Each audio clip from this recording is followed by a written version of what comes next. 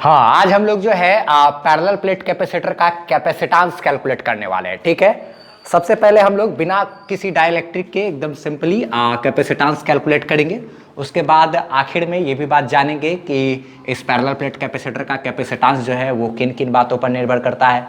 फिर उसके बाद लास्ट में जानेंगे कि इस पैरेलल प्लेट कैपेसिटर के अगर बीच में कोई डाइलेक्ट्रिक मीडियम रख दे तब उसका कैपेसिटेंस कितना हो जाएगा। ठीक है, तो स्टार्ट करते हैं हम लोग। ये डेरिवेशन भी काम का है, बोर्ड एग्जाम में कभी कभी पूछा जाता है। ठीक है, चलो देखते हैं जरा सा क्या क्या चीज़ है। तो ये तो यहाँ पर ध्यान रखना है कि Q क्या है गया मेरा, charge of the capacitor. Q क्या लिख देंगे, चार्ज ऑफ द कैपेसिटर ना। हम लोग जानते हैं कैपेसिटेंस का फॉर्मूला क्या होता है, C is equal to Q/V। Charge of the capacitor, voltage of the capacitor. तो चार्ज तो ठीक है कैपेसिटर पर, Q चार्ज है। एक बात ध्यान रखना है, दोनों प्लेट के बीच की जो दूरी है वो है D। D को क्या डिनोट कर दिए, D को क्या चीज से डिनोट कर दिए हैं, distance between plates of capacitor. ठीक है, कैपेसिटर के दोनों प्लेट के बीच की जो दूरी है वो दूरी को हम लोग D से डिनोट कर दिए। ठीक है, उसके बाद ये दोनों चूंकि ऐसे करके प्लेट है ना, तो इसका भी अपना कुछ एरिया होगा, इसका भी अपना कुछ एरिया होगा, और हम लोग A बराबर क्या लिखते हैं, एरिया ऑफ प्लेट। प्लेट का जो एरिया है उसको A से डिनोट कर दिया। और एक चीज, इलेक्ट्रिक फील्ड कितना होता है दोनों प्लेट के बीच में, हम लोग जानते हैं दोनों प्लेट के बीच में इस तरीके से यूनिफॉर्म इलेक्ट्रिक फील्ड वगैरह होता है ना। और इलेक्ट्रिक फील्ड का जो मान होता है वो कितना होता है, इलेक्ट्रिक फील्ड का मान, electric field between plates of capacitor वो कितना होता है, याद है Q/A एप्सिलॉन नॉट। हम लोग ये डेरिवेशन कर चुके हैं, कि इलेक्ट्रिक फील्ड का मान होता है Q/A एप्सिलॉन नॉट। ठीक, अच्छा ठीक है। Q हो गया charge of the capacitor, A हो गया area of the plate, epsilon not का तो जानते हैं परमिटिविटी ऑफ फ्री स्पेस होता है, 8.85 × 10⁻12 होता है। बहुत सारा चीज़ हम लोग ये सब किए हैं इलेक्ट्रिक चार्ज एंड फील्ड वगैरह में भी ना। अच्छा खैर ठीक है, ये सब चीज़ तो है। अब एक बात देखा जाए हम लोग कैसे इसका कैपेसिटेंस निकालेंगे। तो कैपेसिटेंस निकालने के लिए हमको सबसे पहले इसका वोल्टेज निकालना पड़ेगा, तब ना C is equal to Q अब क्या कर देंगे वोल्टेज V। तो V कैसे निकालेंगे, पॉजिटिव प्लेट का पोटेंशियल में से नेगेटिव प्लेट का पोटेंशियल घटाते हैं तो आता है।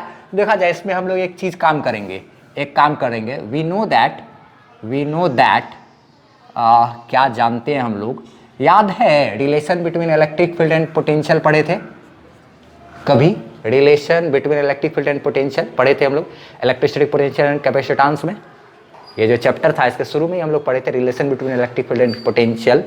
वो बहुत इंपॉर्टेंट था। यूनिफॉर्म इलेक्ट्रिक फील्ड बनता है ना यहाँ पर पैरेलल प्लेट कैपेसिटर के बीच में, तो यूनिफॉर्म इलेक्ट्रिक फील्ड के लिए जो फॉर्मूला होता था वो होता था delta V change in potential बराबर -E into delta x into क्या, कॉस थीटा। याद है, ये होता था चेंज इन पोटेंशियल। जब हम लोग इलेक्ट्रिक फील्ड में मूव करेंगे तो पोटेंशियल में आने वाला चेंज, ठीक है, change in potential.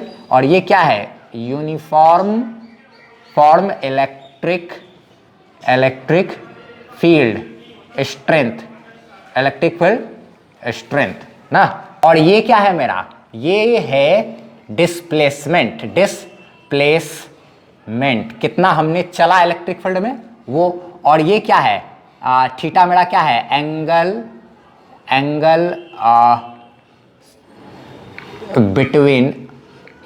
Between electric field and लिखा हुआ एंड डिस्प्लेसमेंट।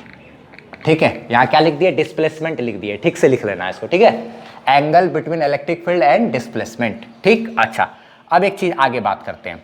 तो चेंज इन पोटेंशियल की बात करें तो देखो तो इलेक्ट्रिक फील्ड कैसे चल रहा है, यहां से चलते यहां पहुंचा, इलेक्ट्रिक फील्ड यहां से चलते यहां पहुंचा। तो ये हो गया फाइनल पोजीशन, और यहाँ से शुरू किया ना, तो ये क्या है, इनिशियल, यहाँ इनिशियल पॉइंट, इधर क्या होगा, फाइनल पॉइंट। तो यहाँ का अच्छा, हमको चेंज इन पोटेंशियल निकालने के लिए क्या करना पड़ता है, फाइनल माइनस इनिशियल, यही ना करना पड़ता है। अच्छा ठीक है, माइनस ठीक है, इलेक्ट्रिक फील्ड को ई छोड़ दो, डिस्प्लेसमेंट, कितना डिस्प्लेसमेंट चला होगा जी, डी डिस्टेंस, जितना डिस्टेंस है प्लेट के बीच का उतना ही ना दूरी ये चला होगा। तो ये हो गया क्या, डी इंटू, रही बात कॉस थीटा की, तो एंगल क्या है, कॉस 0 डिग्री। क्यों 0 डिग्री, क्योंकि इलेक्ट्रिक फील्ड उधर है और हम लोग चल भी उधर ही रहे हैं, डिस्प्लेसमेंट भी उधर, इलेक्ट्रिक फील्ड भी उधर, दोनों एक ही दिशा में, तो एंगल क्या हो गया, 0 डिग्री। अच्छा, फाइनल पोटेंशियल, यहाँ का जो पोटेंशियल है, यहाँ पर तो निगेटिव प्लेट का पोटेंशियल को फाइनल पोटेंशियल कहेंगे, और इधर क्या है, initial point.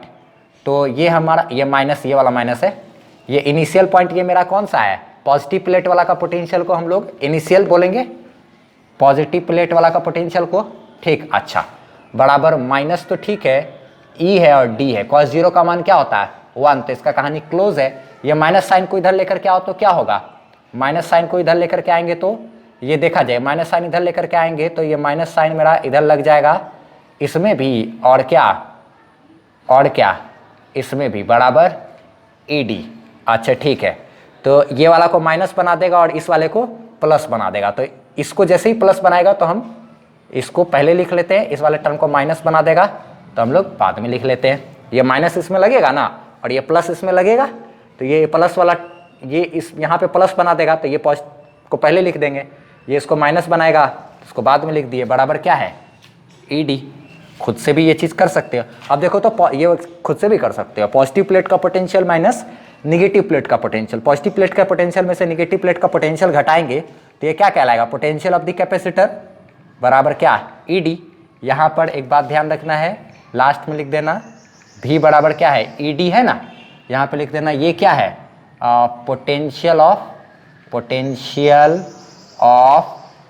Capacitor, potential of capacitor. ई क्या है, इलेक्ट्रिक फील्ड, डी क्या है, इलेक्ट्रिक फील्ड प्लेट के बीच का, डी क्या है, डिस्टेंस ना। अब हम लोग जानते हैं एक बात, चूंकि क्या जानते हैं, चूंकि C इक्वल टू क्या होता है, Q बाय V, तो यहाँ पर क्या आते हैं, वही फॉर्मूला लगा देंगे, कैपेसिटेंस बराबर चार्ज ऑफ द कैपेसिटर।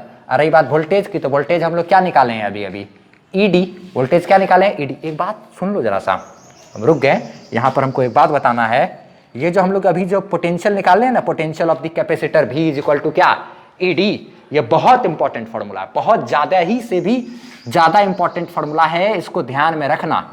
ये पोटेंशियल ऑफ द कैपेसिटर बराबर electric field into distance between plates. ये देखो हम इसको MVVI कर रहे हैं, VVVI, बहुत इंपॉर्टेंट फॉर्मूला है, बहुत बार आगे काम देगा ना। ये एम वर्ड के द्वारा किया गया बहुत ज़्यादा इंपॉर्टेंट क्वेश्चन है ना, VVI क्वेश्चन है, ठीक। अच्छा चलो देखा जाए, मोस्ट इंपॉर्टेंट। तो पोटेंशियल ऑफ द कैपेसिटर बराबर क्या याद रखना, कि electric field between the plates of capacitor, parallel plate capacitor के बीच में जो इलेक्ट्रिक फील्ड है वो अगुना क्या, डिस्टेंस बिटवीन प्लेट्स, ठीक है।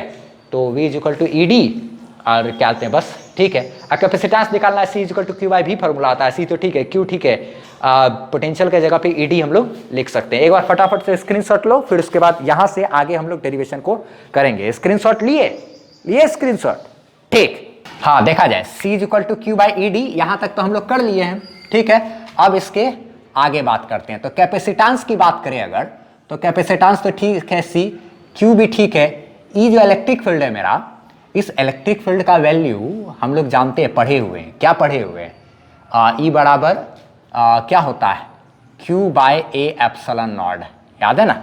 और हाँ इलेक्ट्रिक फील्ड वही चीज़ लिखिए यहाँ पर, अच्छा, इनटू डिस्टेंस बिटवीन प्लेट्स, ये Q कैंसिल हो जाएगा, ये नीचे से ऊपर चला जाएगा, तो कैपेसिटेंस ये ऊपर चला गया ना, तो A एप्सिलॉन नॉट बाय क्या हो गया, D। तो हम लोग यहाँ से एक बात जाने कि अगर पैरेलल प्लेट कैपेसिटर है तो उसका कैपेसिटेंस क्या होता है, एरिया ऑफ द प्लेट और डिस्टेंस बिटवीन प्लेट, और क्या कहते हैं, एरिया ऑफ द प्लेट यानी कि प्लेट का साइज पर डिपेंड करता है ना। एप्सिलॉन नॉट टर्म है तो ये बता रहा है कि परमिटिविटी ऑफ क्या है, ये फ्री स्पेस। अगर दोनों के बीच में कोई मीडियम आ जाएगा, डायलेक्ट्रिक आ जाएगा, तो एप्सिलॉन नॉट के साथ एक टर्म आ जाएगा, कौन सा, एप्सिलॉन आर। हम लोग जानते हैं मीडियम के इंट्रोड्यूस होने से एप्सिलॉन नॉट के साथ एक टर्म आ जाता है हमेशा, एप्सिलॉन आर, इलेक्ट्रोस्टैटिक के ये सब कोई भी टॉपिक वगैरह में, ठीक है। तो इसका फटाफट से स्क्रीनशॉट इसका ले लिया जाए। ये हो गया। अब हम लोग जो है एक बात और लिखेंगे कि क्या कहते हैं यहाँ पर कि capacitance of parallel plate capacitor किन किन बातों पर निर्भर करता है। ठीक है, हाँ तो लिख लेते हैं हम लोग जरा सा कि capacitance of a parallel plate capacitor depends on किन किन बातों पर निर्भर करता है, उसको जरा सा हम लोग लिख लेते हैं। ये तो मेरा डेरिवेशन हो गया कैपेसिटेंस का A epsilon not by D. ठीक है, अगर बोलेगा डाइलेक्ट्रिक के साथ निकालने के लिए तो क्या हो जाएगा, इसके साथ एक टर्म आ जाएगा एप्सिलॉन नॉट ना। ठीक है, उसको भी हम लोग लिख लेंगे। तो capacitance of a capacitor parallel plate capacitor depends on किन किन बातों पर निर्भर करता है। एक नंबर में area of the plate, area of the plate यानी कि size of the plate, size of the plate ना, क्या चीज़ पर, size of the plate, plate के साइज पर ना। ठीक है, दूसरा किन किन किस पर, तो डिस्टेंस बिटवीन प्लेट, डिस्टेंस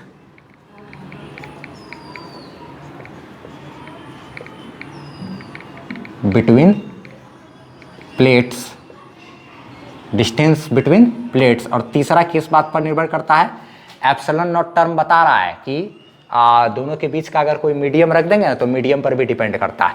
ठीक है, क्योंकि अगर कोई मीडियम लाएंगे तो एप्सिलॉन नॉट के साथ एक टर्म आ जाएगा, कौन सा, एप्सिलॉन आर। ठीक, अच्छा तो उसको भी हम लोग देख लेते हैं। क्या लिखेंगे यहाँ पर कि medium between plates, medium between plates. अच्छा ठीक है, तो ये इन तीनों बात पर निर्भर करता है। ठीक है, हम लोग एक चीज़ देख लेते हैं, if dielectric medium is present inside the capacitor. अगर एक डाइलेक्ट्रिक मीडियम को हम लोग कैपेसिटर के अंदर में रख दे तो क्या होगा। ठीक है, तो देखो जरा सा, कैपेसिटर क्या हो जाएगा कि जो पैरेलल प्लेट कैपेसिटर है सब कुछ तो वही रहेगा, बस क्या कहते हैं इसके बीच में एक डाइलेक्ट्रिक मीडियम ऐसे करके आ जाएगा। तो डाइलेक्ट्रिक मीडियम जैसे ही आया इसका कुछ ना कुछ रिलेटिव परमिटिविटी होगा एप्सिलॉन आर। तो रिलेटिव परमिटिविटी एप्सिलॉन आर तो होगा, तो उसके वजह से जो कैपेसिटेंस है मेरा वो क्या हो जाएगा, A epsilon not by D था ना पहले, तो इसी एप्सिलॉन नॉट के साथ एक टर्म कौन सा आ जाएगा मेरा, एप्सिलॉन आर। तो यहाँ पर एक बात ध्यान में आया कि कैपेसिटेंस विल इंक्रीज, कैपेसिटेंस इसके साथ डायरेक्टली प्रोपोर्शनल, कोई भी टर्म आया तो सीधा इन सबको क्या कर दिया, गुना कर दिया, तो क्या हो गया, कैपेसिटेंस मेरा बढ़ गया ना। यहाँ पर लिख सकते हैं कि कैपेसिटेंस विल क्या, इंक्रीज। ये ध्यान रखना कि कैपेसिटेंस इंक्रीज कर जाने का मतलब क्या हो गया, क्या हो गया कैपेसिटेंस इंक्रीज करने का मतलब ये हुआ कि अगर आप पहले मान लो, अगर पहले क्या बोलते हैं 1 वोल्ट से वोल्टेज बढ़ाने के लिए हमको 5 कूलम चार्ज लगता था। पहले कैपेसिटेंस है क्या, 1 वोल्ट से वोल्टेज बढ़ाने के लिए जितना चार्ज की आवश्यकता है उसी को कैपेसिटेंस कहते हैं। ठीक है, पहले मान लो क्या बोलते 1 वोल्ट से वोल्टेज बढ़ाने के लिए हमको 5 कूलम चार्ज लगता था। ठीक, अब हमको 1 वोल्ट से वोल्टेज बढ़ाने के लिए, अब ये डाइलेक्ट्रिक डालने के बाद अब हमको 1 वोल्ट से वोल्टेज बढ़ाने के लिए कितना लग जाता है, 7 कूलम चार्ज लगता है। कैपेसिटेंस बढ़ने का मतलब क्या हो गया, कैपेसिटेंस बढ़ने का मतलब ये हो गया कि अब वोल्टेज बढ़ाने के लिए हम लोग को थोड़ा ज़्यादा चार्ज का ज़रूरत पड़ेगा। तो जब ज़्यादा चार्ज का ज़रूरत पड़ेगा वोल्टेज बढ़ाने के लिए, तो क्या बोलते हैं, और अच्छी बात है ये, उससे ज़्यादा अच्छा फ़ायदा होता है मेरा, कैपेसिटेंस बढ़ने से फ़ायदा है। फ़ायदा ये है कि क्या बोलते हैं, अब पहले मान लो क्या बोलते हैं 50 कूलम चार्ज देने से वोल्टेज हो जाता था 10 वोल्ट, तो अब उसी 10 वोल्ट को होने में हम लोगों को 70 कूलम चार्ज की आवश्यकता है। ठीक, तो वोल्टेज मेरा क्या बोलते हैं पहले भी क्या था, पहले भी 10 वोल्ट था और अब भी 10 वोल्ट है, लेकिन पहले हम लोग उस पर 85 कूलम चार्ज देते थे तो 10 वोल्ट वोल्टेज हो जाता था, और अब 70 कूलम चार्ज ले करके तब मेरा क्या है 10 वोल्ट है। तो ये अच्छी बात है, ये अच्छी बात है, क्योंकि वोल्टेज मेरा मेंटेन्ड है, पहले भी 10 वोल्ट था, अब भी 10 वोल्ट ही है, लेकिन मेरा क्या हलते हैं चार्ज का अमाउंट जो है वो तो यहाँ पर बढ़ गया ना, 50 कूलम की जगह अब क्या हट गया, वहाँ पर हम लोग हटा लिए, क्या हटा लिए 70 कूलम चार्ज। पहला क्लास में हम बताए थे कुछ कैपेसिटी वगैरह के बारे में ना, कैपेसिटेंस बढ़ने से और उसका कैपेसिटी पे असर पड़ता है, ठीक है। अगर किसी भी कैपेसिटर का कैपेसिटेंस ज़्यादा है तो उसका कैपेसिटी भी ज़्यादा रहता है, क्योंकि हम लोग वोल्टेज बढ़े भी नहीं रहा है और चार्ज को ज़्यादा भी हटा दे रहे हैं वहाँ पर, तो उससे वोल्टेज नहीं बढ़ेगा तो इलेक्ट्रिक फील्ड नहीं बढ़ेगा, इलेक्ट्रिक फील्ड नहीं बढ़ेगा तो डाइलेक्ट्रिक स्ट्रेंथ वगैरह पे असर नहीं पड़ेगा, आसपास का मीडियम पे ज़्यादा फोर्स नहीं पड़ेगा। तो ठीक है, वो सब उतना हमको माथा लगाने की ज़रूरत नहीं है, उतना दिमाग लगाने की ज़रूरत नहीं है, बस सिंपल इतना समझना ना कि कैपेसिटेंस जो है डाइलेक्ट्रिक मीडियम का, अगर कोई मीडियम रखते हैं तो उसके वजह से कैपेसिटेंस इंक्रीज कर जाता है, क्योंकि कैपेसिटेंस डायरेक्टली प्रोपोर्शनल होता है relative permittivity of the medium के, ठीक है। ये बात को ध्यान रखना है। अगर क्वेश्चन में पूछे कि कैपेसिटेंस बताइए पैरेलल प्लेट कैपेसिटर का, तो यहाँ तक कर देना, ठीक। अच्छा, अगर पूछे सवाल में कि पैरेलल प्लेट कैपेसिटर का कैपेसिटेंस किन किन बातों पर निर्भर करता है, तो हम लोग को ये चीज़ लिख देना है, ठीक। अगर सवाल में पूछे कि पैरेलल प्लेट कैपेसिटर का कैपेसिटेंस बताइए डाइलेक्ट्रिक के साथ ना, डाइलेक्ट्रिक पूरी तरीके से भरा हुआ है, ठीक, डाइलेक्ट्रिक के साथ, तब क्या करना पड़ेगा, यहाँ तक करना पड़ेगा। उसके बाद क्या करना होगा, उसके बाद क्या करना होगा, ये वाला को लिखना पड़ेगा, उसके बाद ये वाला को लिखना पड़ेगा। तुम लोग जब डेरिवेशन करो या इस चीज़ को लिखो ना, तो ज़्यादा अच्छा रहेगा क्या कि यहाँ तक पहले कर लो, यहाँ तक पहले कर लो, उसके बाद इसको लिख लेना, तब आखिर में ये वाला टर्म को लिखना, आखिर में, सबसे आखिर में। सबसे पहले कैपेसिटेंस यहाँ तक कर लेना, उसके बाद क्या करना, इसको लिख लेना, ठीक। इसको जब लिख लोगे उसके बाद नीचे में तब इसको लिखना, ज़्यादा अच्छा रहेगा। और ऐसे भी लिख दोगे तो कोई फ़र्क नहीं पड़ता, जैसे तुम्हारी मर्जी, ठीक है। बस रहने देते हैं।